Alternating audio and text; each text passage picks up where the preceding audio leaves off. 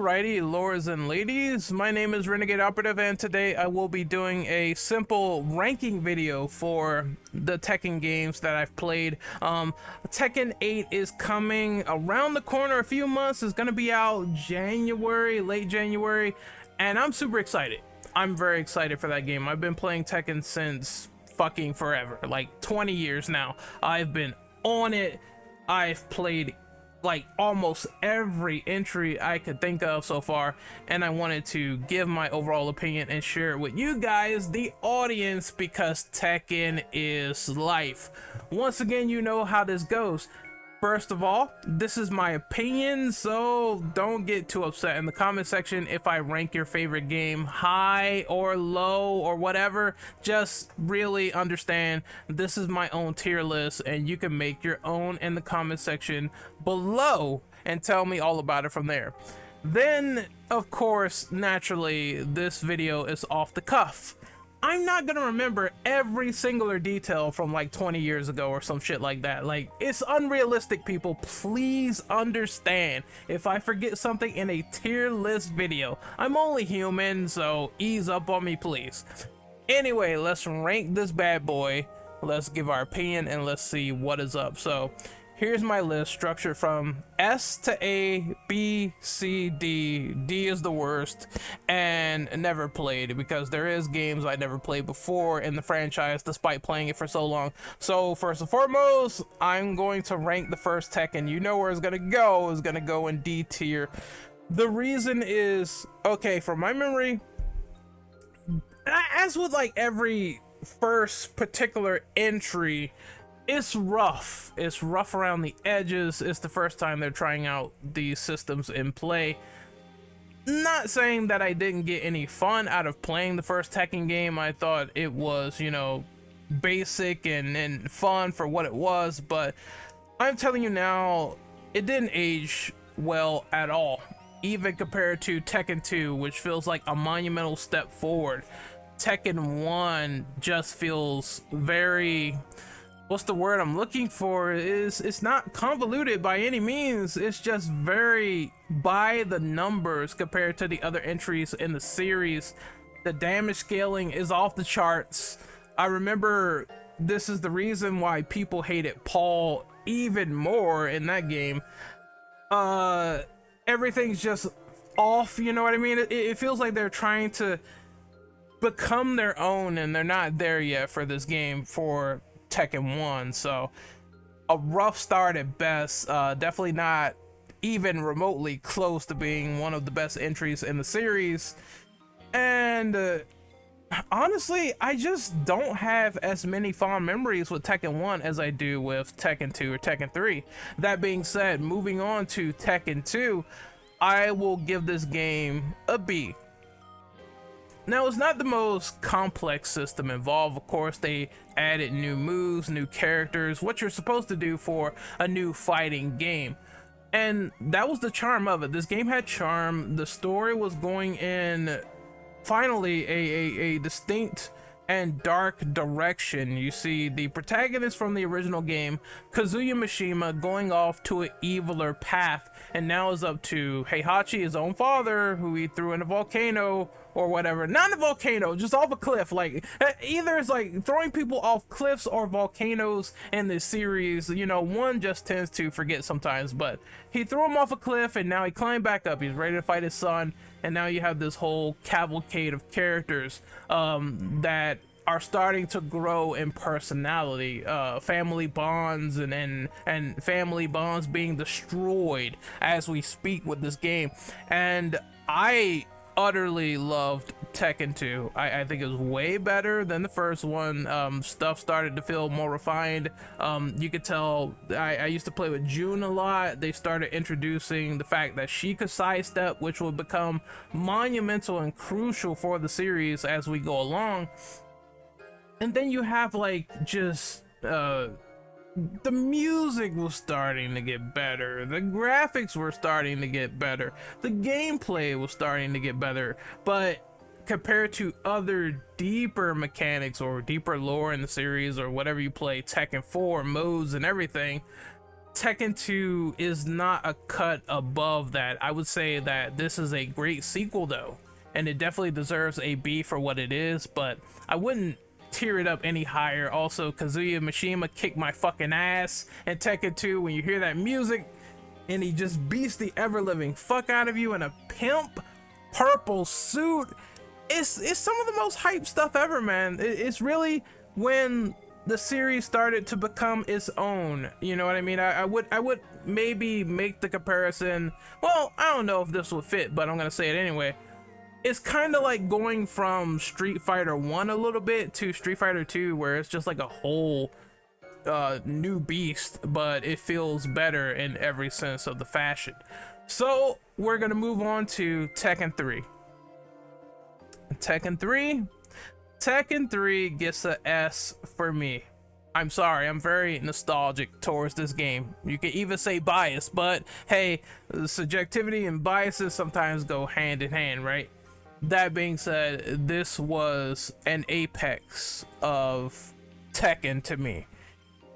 You had the time skip, which was monumental at the time. Like, I think Tekken 3 is the only fighting game I could think of that pulled off having this newer cast of characters and older characters coming back and just being older, and a lot of characters from Tekken 2 gone without much backlash or alienating of the fan base. Street Fighter 3, people complained about that. They hated the new World Warriors and they wanted Ryu and Ken and all those people back or whatever. And I think in later editions, like some of them were removed and added back in, but Tekken 3 created interesting, distinct new characters like Jin Kazama, and you had Brian Fury in that game, and they were all cool and badass. And then Zhao Yu, who you could play with, the Chinese female character who also kicked ass, and the older characters coming back. Of course, you had Nina in cryo sleep, and she looks still like she's 25, but I mean, this was intriguing for several reasons, and you had a villain that got shit done. Ogre coming out of the temple and fucking killing some of your favorite characters or going after some of the previous tournament fighters was insane as a plot point, and it felt dire. It felt tense. Supposedly during this time, like, Jin thought that June was dead, like Kazuya at this time dead, because thrown into the mouth of a volcano. Once again, family matters, family business here. So the story was great, but again, you had universal sidestepping introduced into this game, and the core gameplay mechanics couldn't be more refined and fast-paced and fine-tuned and balanced.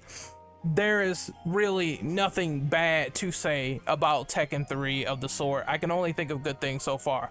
Naturally speaking, of course, compared to like later games, you can say, oh well, they have like deeper mechanics like fucking Tekken 7 does and stuff like that, but this game is special to me. This game means a lot. The music, the individual themes were also very crisp, and you had a certain energy, a certain like euphoric energy to the themes of this game, which was not replicated in like a lot of later Tekken games. Like, I think when we get near Tekken, I think Tag or whatever, or just some of the later ones, the music was not as intense as it was with Tekken 3. That being said, I do really love this game. The modes, you had Tekken Ball, which you could take like a ball, it's like volleyball in a sense, and smack it towards your other opponent. You had Tekken Force, where it's like a beat 'em up inside of a fighting game, side scrolling, where you're going around and beating up the Tekken Force, and you get a boss at the end of the stage. And that became a little bit of a staple as we went on to Tekken 4, and they changed the camera. So it's like this game laid principle within the third entry, and I have to give it all the credit it deserves. We're gonna move on to Tekken 4.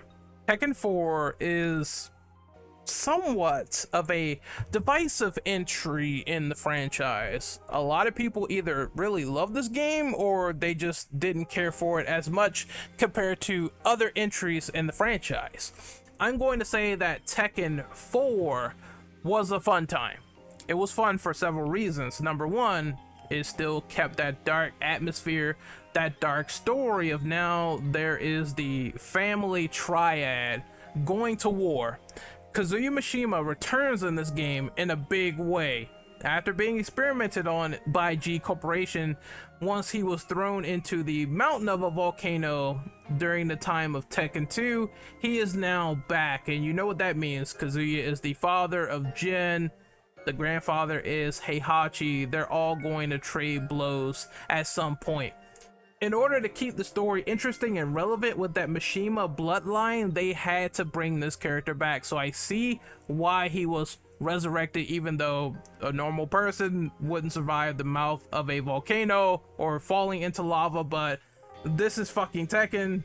Anything goes sometimes, and Kazuya has the devil gene, so maybe that protected him. But yeah, of course it did. He had the burnt wings and the tank and everything.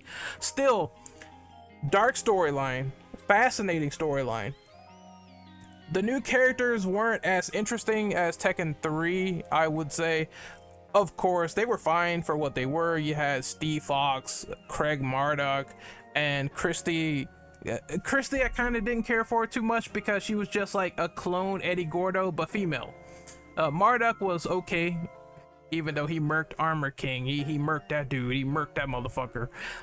Then you had Steve Fox, which is honestly a character I use. I'm sorry, people think he's like, oh, super scrub mode, easy character, but I like trolling with this guy so much. Pisses people off to no end. I love using Steve Fox, or his original name, Dean Earwicker, which was, I don't know what Namco was thinking with that name, although they did name an enemy after the whole Steve Fox code name went to shit, and they said Dean Earwicker. Yeah, that sounds pretty bad. We're not gonna name Steve Fox that. It's fucking awful. So let's just call him a random NPC in Tekken Force. They brought that back. There's not an overabundance of modes compared to Tekken 3 either, which is why I would put this below. But this game looks graphically superior in every way, and you can tell they started to get a real good foundation of gameplay going here. It looks great. Most people didn't care for the pushing mechanic, where it's like you can push someone now into a wall and you can do a little combo. I mean, you can strategize that up, but they really found like it to be a little bit convoluted, so rarely you see like most people doing that unless they actually know the mechanics, which I didn't mind it. I didn't mind the ascending, descending stages or the wall pushing. If anything, it just kind of helped me when I was fighting my brother and he didn't know what he was doing. So in that regard, I would say it's a positive. And then you could smack people into walls, objects, some of the stuff that, like I said once before, Dead or Alive was doing during this time, and I thought for Tekken it was pretty much fine for what it was, so it didn't bother me too much. But there is definitely some steps down for this game compared to the last one. However, that being said, too many people give it crap, and I think it's overall fun, enjoyable, and solid, and I don't think it deserves like all the hate it gets, really.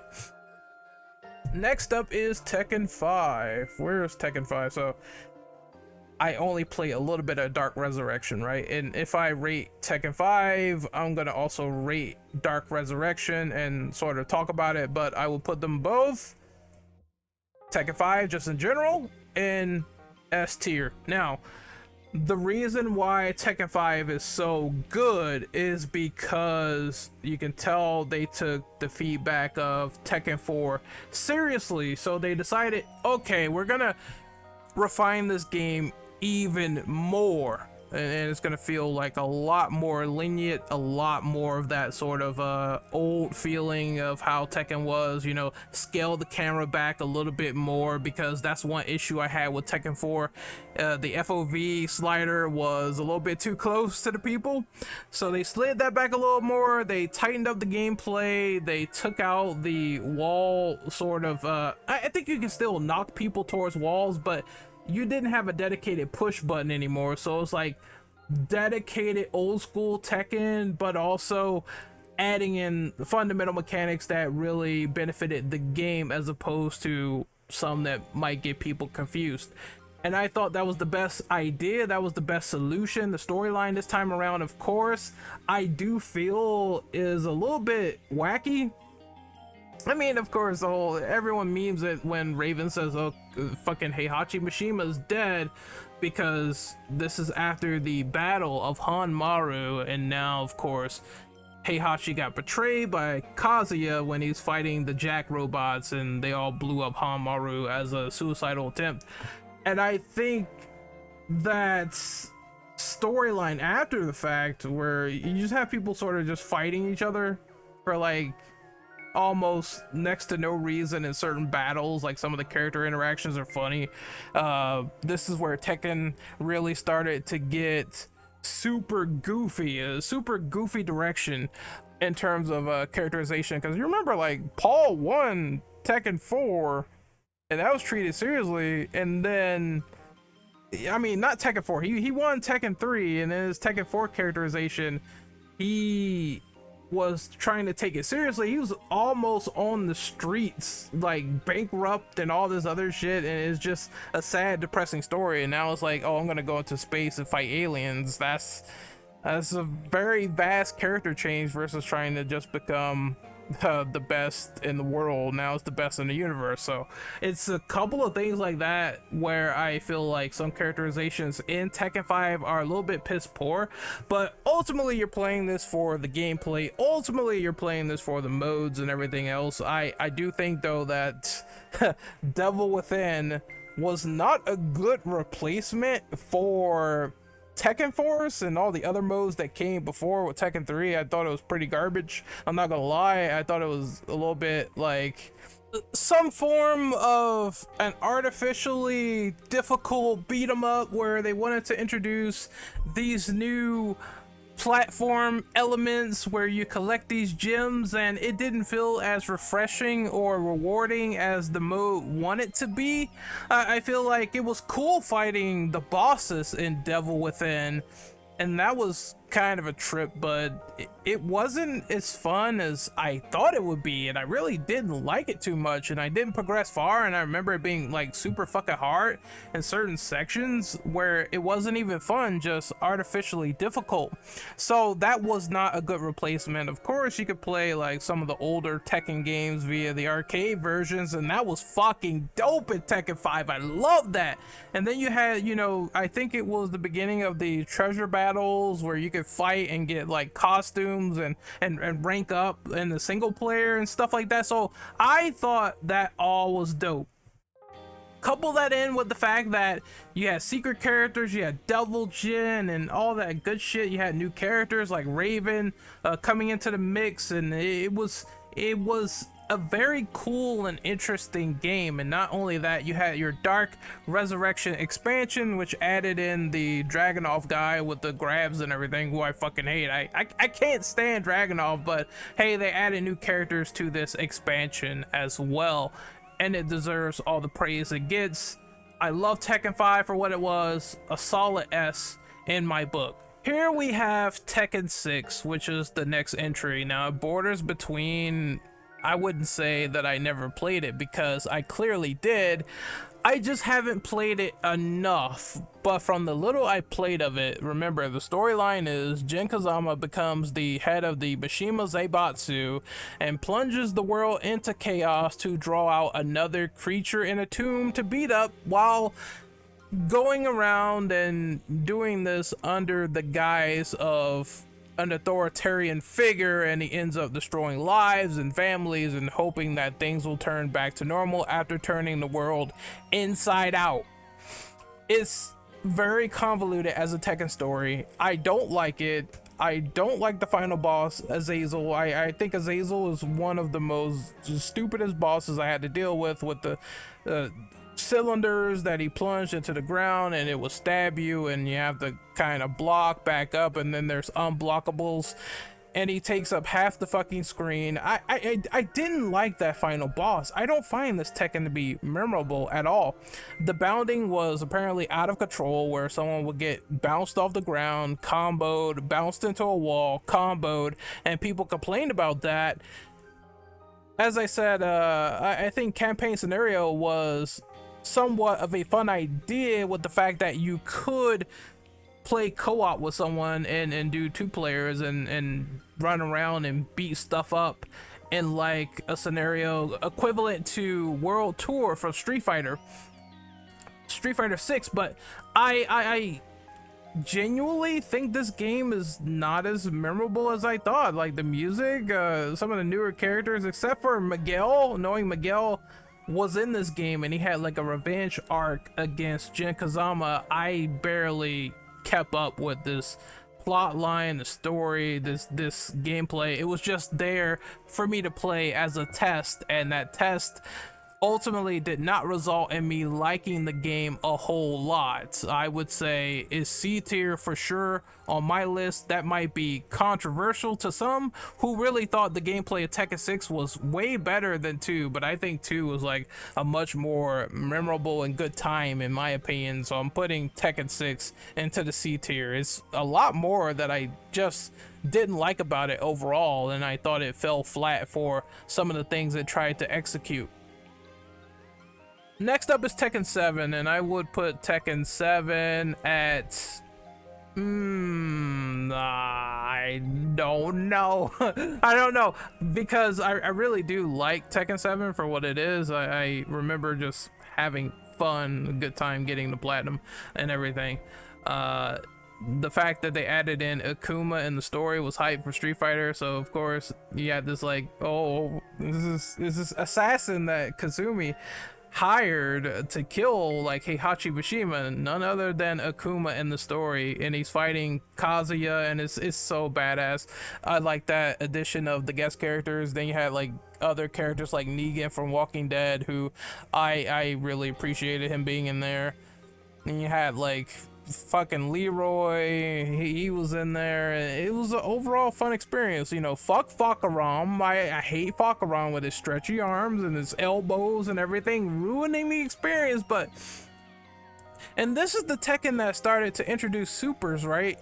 The supers into the gameplay. You had your rage art and then rage drive and all that other stuff in there, so you could do like either extended blue combos or you could do super moves, which really did not feel too out of place. Actually, I blocked a lot of them. I got hit by a lot of them. I thought the game was just an overall step forward, you know, in terms of evolving Tekken, so to speak, on a fun perspective of gameplay and all the stuff they added in, like treasure battle, still super fun. Of course, I think Tekken Bowl was DLC. And the overall package now is a gracious experience. I would put it on the same level as Tekken 4, where, you know, I readily enjoyed the game for what it was, and it just felt right. It felt right at the time. It felt cool, and this is supposedly the final game of Heihachi, where he gets like punched in the chest with the patricide fist by Kazuya and finally killed. But you know, sometimes he doesn't ever die, so we'll see if Heihachi comes back for Tekken 8. But yeah, it felt like a core great competitive fighting game where they took everything they learned from 6 and tried to fundamentally improve it while also scaling back some of the problems with that game. And I think it was more memorable and more liked and appreciated in my mind because of it. Next we have Tekken Prime Edition. I think this was a Tekken for the Nintendo 3DS or something like that, one of those handhelds, I forget which, but I've never played this game, so I'm just gonna post it there. Someone in the comments can inform me on how Tekken ran on the Nintendo 3DS or whatever it was on, but I've never played Tekken Prime Edition at all. I've never touched it, never seen it, so yeah, I can't talk about it too much. Ooh, the 2 tag games. I'm gonna try to knock these out quick. Tag 1, is basically a non-canon scenario, non-canon Tekken. I think, you know, I think all fighting games should do that. Do what Tekken Tag does, where they take all the fighters in the series who are supposedly either alive or dead, and they put them in a non-canon game, so they have all the characters from that point, from Tekken 1, Tekken 2, and Tekken 3. Whether dead or alive, those characters do exist in this game because of the non-canon scenario. And I think that's a great idea, to add in those dream match scenarios with those characters and everything involved. Clearly the music is not as great. Clearly there's no story to talk about, so it's like you get these what if endings or crossovers or illusions that the devs point in there. But the idea of a dream match Tekken and a tag mechanic where you could tag out and start doing combos, tag in the opponent and all that other stuff, I thought that was very fun for what it was. I'm going to say that Tekken Tag 1, and you have all the fundamental mechanics of Tekken 3 and more, and those Tekken 1 and 2 characters. So I'm going to say this game is, it's borderline S tier, but part of me is holding back. I'm holding back. It's like borderline S tier because it really is a great idea in terms of like fighting games in general. Fucking fantastic. What if, oh, you could bring everybody back? That's so cool. But there's a little bit that kind of holds it back from greatness, namely speaking, just the fact that some stuff is not as, you know, memorable or kinetic or bombastic as some of the games I've touched up on in S tier.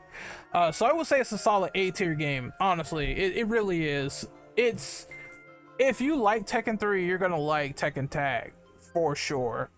Even though 3 has a bit more weight under it, a bit more going for it, in terms of like a roster, this has everything you need. If you want to play as characters that got killed off in Tekken 3, you could fucking do that in Tag, no problem, and it doesn't matter because you have your character. They're right there.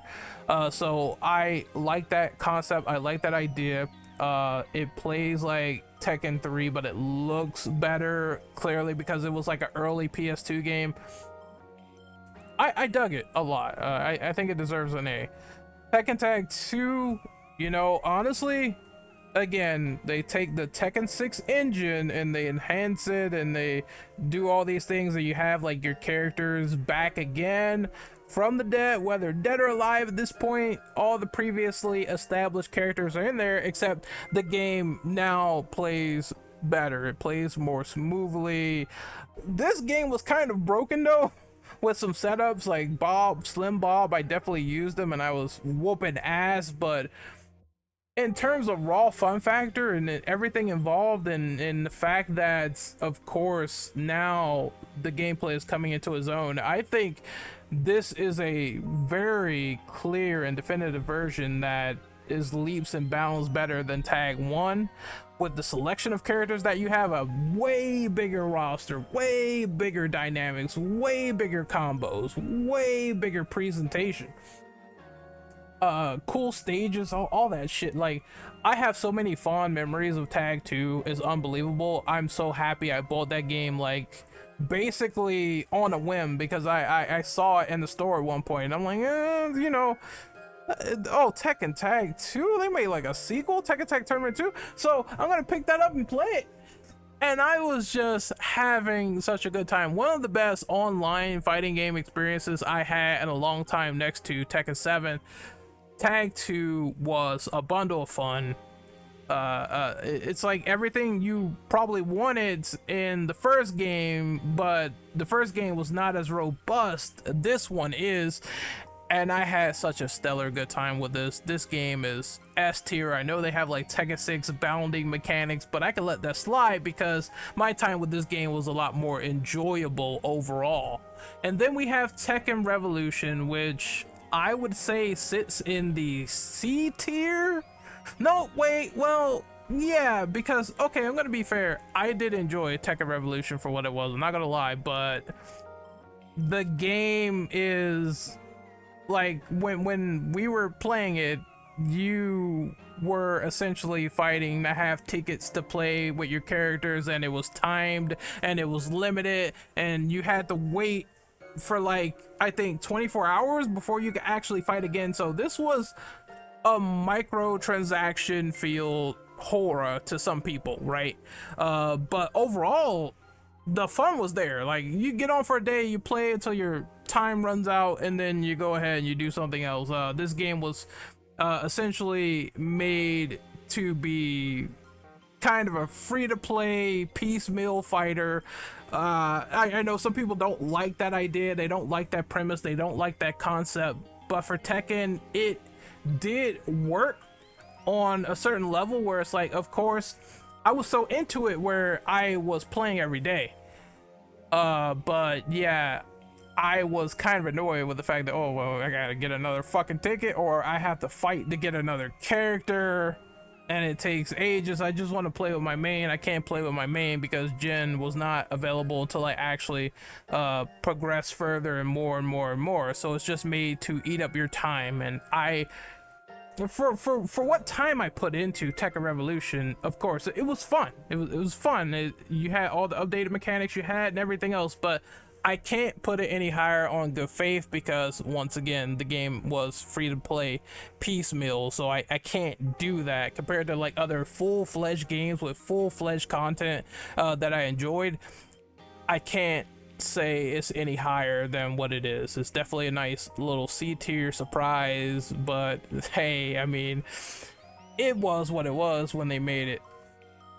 Of course, I would like for them to go in that direction again, but just maybe something like Core Fighters, where they have like the fighter available and they rotate, or you can do a little free-to-play sparring with people and do some matches before actually delving into the full experience of Tekken 8 or something like that, or Tekken 9, where they just are linear with a nice free-to-play version, and then they have the full game with everyone unlocked and all the movesets and possibilities from there. That's it for my list. As you can see, I'm live in the editing booth right now with this video. So once again, remember to like, share, subscribe. What are your fond memories of Tekken, of course? What is your official tier list ranking of the Tekken franchise? Let me know in the comments section below and get back to me on that. Do you agree with this list, or do you have a tiff with it? Sound off, but civilly, and let me know. Until then, my name is Renegade Operative. I'm signing out. This is my tier list of Tekken. Will I do more in the future with more fighting games? Maybe, but for now, this is a wrap. I'll see you guys next time. Later.